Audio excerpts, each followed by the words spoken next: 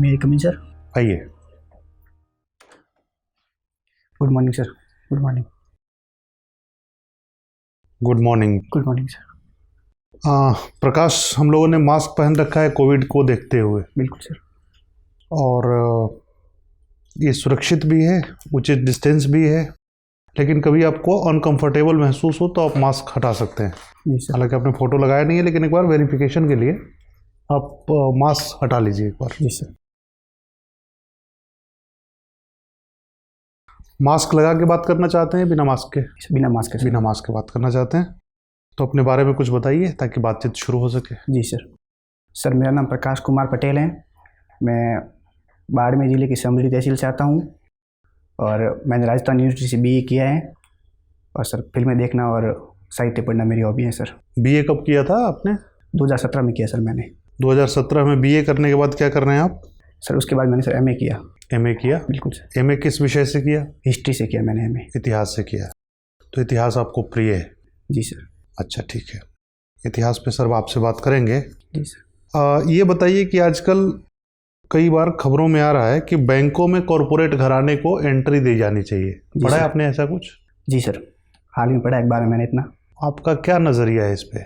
Sir इस विषय में ज़्यादा मैं नहीं जान पाया हूँ, लेकिन जहाँ तक मैंने अखबार में पढ़ा है कि सर बैंकिंग सेक्टर में कॉरपोरेट को अनुमति दी जाएगी तो थोड़ी सर, सॉरी सर, इस बार ज़्यादा नहीं कह पाऊँगा सर मैं। अच्छा, कुछ जानकारी नहीं है आपको?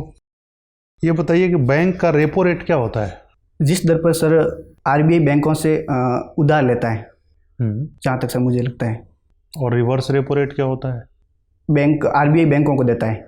आरबीआई बैंकों को देता है, वो रिवर्स रेपो रेट होता है, और जहाँ तक आरबीआई मुझे जिससे लगता है लेता सर। है वो रेपो कंफर्म रेट। नहीं सर इस बारे में सर। अच्छा, कंफर्म नहीं है। आरबीआई एक नीति बनाता है बैंकों के लिए ना? जी सर। उसको क्या कहते हैं? Monetary policy. मॉनेटरी पॉलिसी, बहुत बढ़िया। आरबीआई के गवर्नर का क्या नाम है इस समय? शक्तिकांत दास। शक्तिकांत दास है। आपको फिल्में देखना और साहित्य पढ़ना पसंद है? जी सर। किस तरह की फिल्में देखते हैं आप? सर बॉलीवुड की कुछ पुरानी मूवीज़ और हाल ही में मतलब सस्पेंस मूवीज़, को ऐसी कोई सस्पेंस मूवीज़ हो। जैसे दृश्यम। दृश्यम के डायरेक्टर कौन थे? निशिकांत कामत। निशिकांत कामत थे। अच्छा, साहित्य पढ़ते हैं आप? कोई ऐसा साहित्य बता सकते हैं जिसके ऊपर कोई फिल्म बनी हो? जी सर, गोदा मतलब प्रेमचंद जी की कहानी है एक, दो बैल। उन पे कहानी बनी है सर, 2 बीघा ज़मीन। 2 बैल पे बनी है 2 बीघा जमीन? सर एग्जैक्ट तो नहीं पता मुझे सर, पर मतलब थोड़ा पता है तो जहाँ तक। अच्छा, कोई बात नहीं। ये बताइए कि बाड़मेर में कितने तहसील हैं? बाड़मेर में सर 15 तहसील हैं। 15 तहसील है। सबसे बड़ा तहसील? सबसे बड़ा तहसील सर मालूम नहीं सर, सॉरी सर। बाड़मेर की जनसंख्या कितनी होगी टोटल? 26 लाख। और उसमें गांव कितने हैं बाड़मेर ज़िले में? 600 पंचायत है सर, गांव का मुझे मालूम नहीं है सर, सॉरी सर। पंचायत लगभग 700 पंचायत है उसमें। ठीक है प्रकाश। प्रकाश जी सर। 12वीं क्लास तक आप विज्ञान के विद्यार्थी रहे हैं। जी तो सर। विज्ञान से अनजान तो नहीं है, बिल्कुल भी नहीं। हाँ तो सर। ये बताइए कि उत्तक क्या होता है? सॉरी सर, उत्तक कोशिका। ज़्यादा जानकारी नहीं साइंस के बारे में सर। कभी साइंस पढ़ी नहीं? पढ़ी थी लेकिन सर अब इतना वो याद नहीं, उतना मुझे। इतना याद सॉरी नहीं। सर। तो जुड़वा बच्चे क्या होते हैं? सॉरी सर, इसको भी सुना नहीं, जुड़वा बच्चे क्या होते हैं? सुना है लेकिन। अच्छा, ये सर, बताओ, साइंस पता जब नहीं आप गांव में कुल्फी, जब स्टार्टिंग में आइसक्रीम चला स्टार्ट हुआ था, तो आइसक्रीम खाते समय आपको उसमें एक नमक का स्वाद भी आता है। जी सर। नीचे के साइड में आता होगा। जी सर। क्यों आता है ये, और नमक क्यों डालते हैं जबकि वो तो मीठी है कुल्फी? तो जी सर। ऐसा क्यों करते हैं, नमक क्यों डालते हैं उसमें? सॉरी सर, मुझे जानकारी। अच्छा, तो रक्त का शुद्धिकरण कहाँ होता है?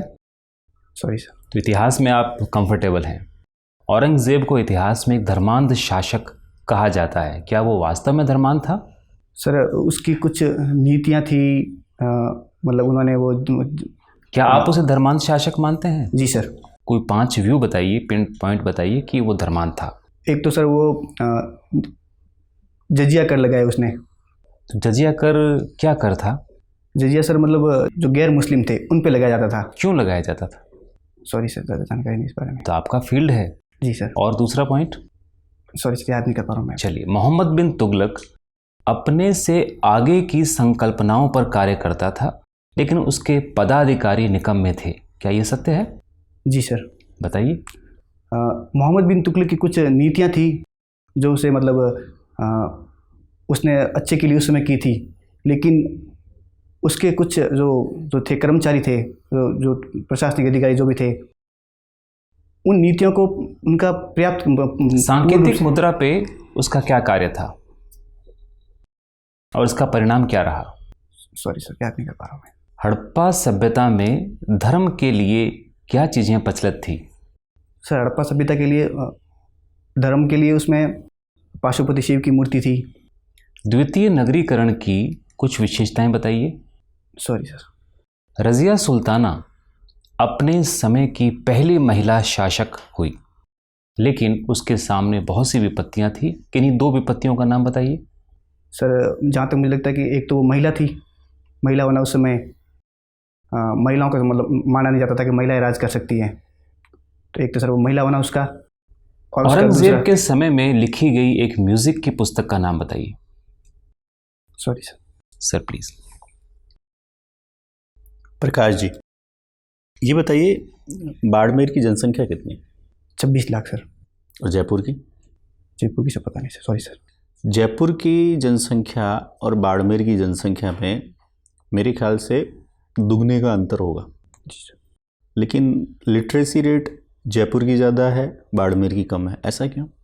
सर विशेषकर एक तो ग्रामीण इलाका बहुत ज़्यादा है, ग्रामीण जनसंख्या बाड़मेर की बहुत ज़्यादा है, तो उस वजह से। और सर वहाँ का पिछड़ापन, जहाँ जहाँ महिलाओं को विशेषकर पढ़ाया नहीं जाता बिल्कुल भी। जबकि बाड़मेर में महिलाओं की जनसंख्या तो ज़्यादा है।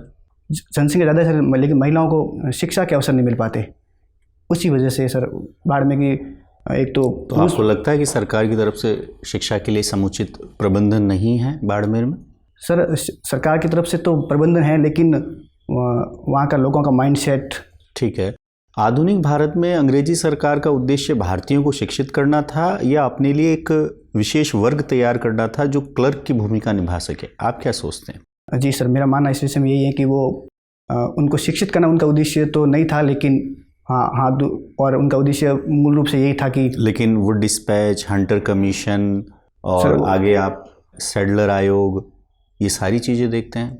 जी सर, तो उनका उद्देश्य सर मुझे लगता है कि वो भारतीयों के लिए ऐसा जो शिक्षित वर्ग हो, जो अंग्रेजी जाने। चलिए, आप एक अंग्रेज की दृष्टि से सोचकर बताइए कि अंग्रेज जो शिक्षा पद्धति लागू कर रहे थे भारत में, जी सर, क्या वो उचित थी? जहाँ तक लगता है मुझे उचित थी। अंग्रेज की दृष्टि से तो उचित ही थी। जी सर। एक अजरक प्रिंट और एक मलीर प्रिंट, जी सर, दोनों की 2 समानताएं बताइए। दोनों में काले रंग का प्रयोग किया जाता था। दोनों में काले रंग का प्रयोग किया जाता है। और ज्यामितीय अलंकरण या फिर कुछ ऐसी विशेषताएं मुझे लगता है उस दोनों में कॉमन थी। ठीक है, ये बताइए आप कि आलम जी का धोरा। जी सर। धोरा तो हमारे रेगिस्तान के लिए प्रयोग में किया जाता है। जी सर। क्या ऐसी विशेषता है इसकी? सर आलम जी का द्वारा यहाँ पर मंदिर बना हुआ है आलम जी का, जिसे घोड़ा का तीर्थ स्थल कहा जाता है। घोड़े बेचे खरीदे जाते हैं?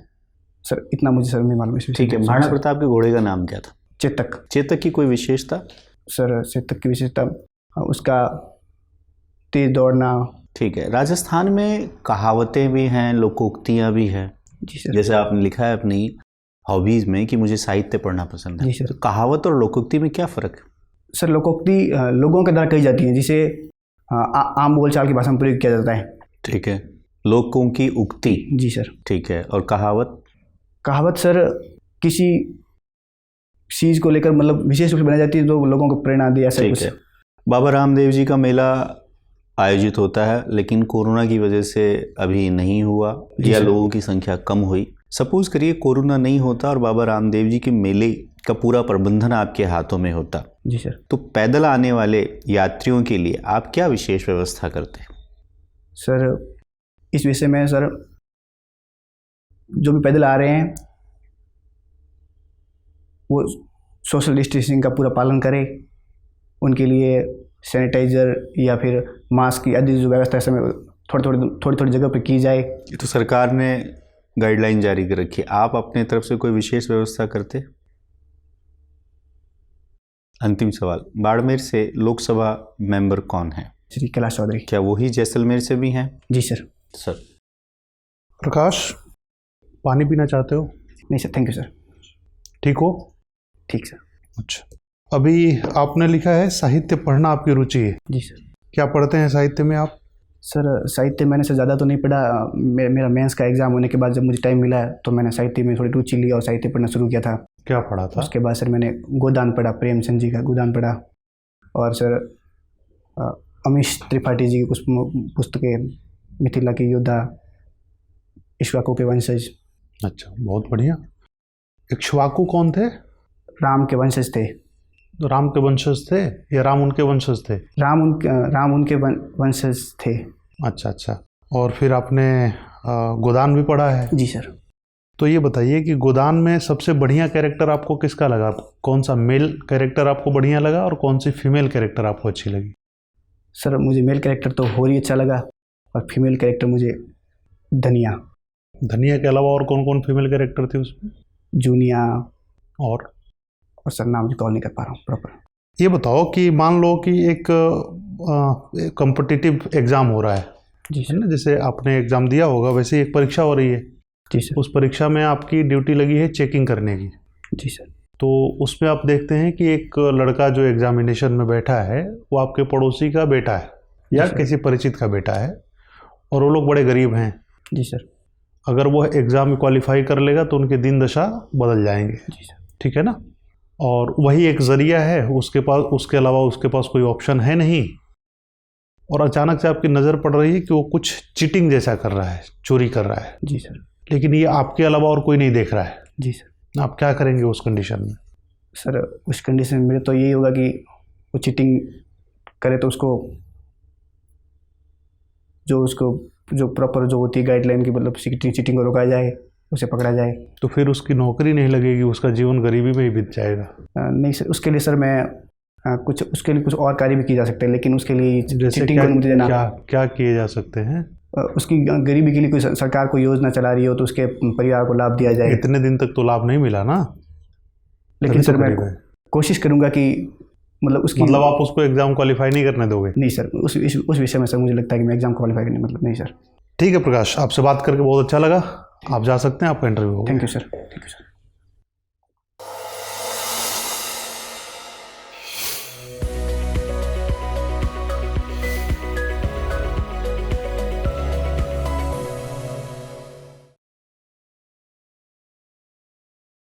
प्रकाश जी सर। कैसे हो?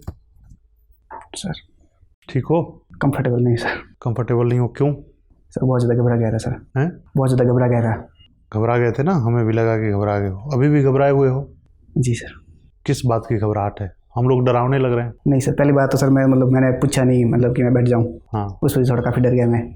फिर? और उसके बाद सर मुझे इकोनॉमी और हिस्ट्री सर बिल्कुल ही मैंने सर पढ़े नहीं थे। अच्छा, तो हिस्ट्री तो आपका विषय ही है। विषय था सर, लेकिन और इकोनॉमी में आपने ग्रेजुएशन किया है? जी सर। दोनों मेरे बहुत ज़्यादा कमज़ोर थे सर, उसमें ध्यान देना चाहूँगा। ठीक है, मजबूत कौन सा पक्ष है? सर मैंने सर डिस्ट्रिक्ट ठीक तैयार किया था। डिस्ट्रिक्ट और कुछ हॉबीज़, इस विषय में मेरा ठीक था। अच्छा, और कोई कारण घबराहट का? सर ज़्यादा बोल नहीं पाता हूँ, इसकी सर वजह से मैं थोड़ा सा डर तो लगता है मुझे। डर लगता है? देखो ऐसा है ना कि होता है ऐसा, जीवन में कई बार ऐसा होता है। आप आए पहली बार तो आपने परमिशन लिया, मुझे भी लगा कि घबराहट के मारे ही आप आके कुर्सी पे बैठ गए। जी सर, सॉरी सर। तो इसको थोड़ा सा ध्यान में रखना है, वो आप समझ ही गए हैं। जी सर। घबराहट किस बात की है? अभी देखो, अभी भी नौकरी नहीं है आपके पास। जी सर। और ये अगर इंटरव्यू ठीक से नहीं होगा या जवाब नहीं दे पाओगे तो भी नौकरी नहीं होगी। जी सर। पोजीशन तो वही रहेगी, है ना? तो ज़्यादा घबराने का कोई मतलब तो है नहीं। जी सर। अच्छा करोगे तो ही कुछ मिलेगा। जी सर। ठीक है ना? बहुत ज़्यादा प्रेशर में नहीं रहना है, बहुत ज़्यादा दबाव में नहीं रहना है। एंट्री ठीक कर रहे हो थोड़ा सा, और कॉन्फिडेंस लेवल, अब वही घबराहट वाली ही बात है, सारा माजरा वही है। जी सर। उसके बाद हाथ आपने ऐसे करके बैठा था, हाथ हमेशा ना आपका थ्रू आउट ऐसे ही रहा था, उल्टा हाथ ऐसे रहना चाहिए। जी सर। मास्क की वजह थोड़ा सा प्रॉब्लम होगी, मास्क की वजह से। मास्क से भी ज़्यादा वही घबराहट वाला मामला था। अंदाज़ा तो लग ही गया होगा कहाँ पढ़ना है, कहाँ क्या करना है ना? सर। तो हिस्ट्री क्योंकि आपका विषय है तो इतिहास में तो पूछा जाएगा आपसे, और आपसे क्या पूछा जाएगा ये आपको नहीं पता है। जी सर। ये तो उन्हीं को पता है जिनको पूछा जाना है, और उनको भी नहीं पता है कि वो क्या पूछेंगे। जी सर। वो भी आपके जवाब के ऊपर ही निर्भर करता है ना? आप एक ईमानदार व्यक्ति हैं क्योंकि आपने अंत तक माना यही कि हम उसको चीटिंग नहीं करने देंगे, चाहे जो भी है, हमारा पड़ोसी है चाहे रिश्तेदार है, कोई भी है। जी सर। है ना? तो इससे आपकी ईमानदारी एक झलकती है। डिस्ट्रिक्ट वाला पोर्शन आपका ठीक है, ज़िला आपका तैयार है ठीक से, उसको और थोड़ा सा बढ़िया से तैयार कर लीजिए। बिल्कुल सर। ठीक है, राजस्थान भी तैयार कर लीजिए। राजस्थान में कितने संभाग हैं, कितने ज़िले हैं, सबसे बड़ा ज़िला कौन है, छोटा ज़िला कौन है, राजस्थान का विस्तार कैसे है, राजस्थान की लंबाई चौड़ाई, जो भी आपने एग्ज़ाम के समय पढ़ा होगा ना, जी सर। उसको थोड़ा सा रिवाइज कर लो। ठीक है, उसके बाद कॉन्फिडेंटली थोड़ा सा अपना आवाज़ अपनी ऊपर करके, ऊंची करके, और कब है इंटरव्यू आपका? सर मैं पहले सेशन में मेरा नहीं, इंटरव्यू पहले सेशन में तो नहीं फिर मेरा। अभी तो 1.5 महीना टाइम है। जी सर। तो खूब सारा बात करने की कोशिश करो, जी सर। है ना। घर में कोई होगा ना साथ में, कोई बिल्कुल सर। दोस्त होगा, भाई बहन कोई भी होगा, तो उनके साथ बात करने की कोशिश करो। बिल्कुल सर। जब कोशिश करोगे, जब नॉलेज होगा ना, इन्फॉर्मेशन होगा ना, तो बोलने में आसानी होगी, जी सर। फिर घबराहट नहीं होगी। बिल्कुल सर। ठीक है, तो पढ़ाई करो जम के जितना टाइम है, और एकदम कॉन्फिडेंस के साथ। उम्मीद है कि अच्छा करोगे वहाँ पे, इससे ज़्यादा अच्छा करोगे। बिल्कुल सर। ठीक है, चलिए। Thank you sir. Thank you sir. Thank you sir.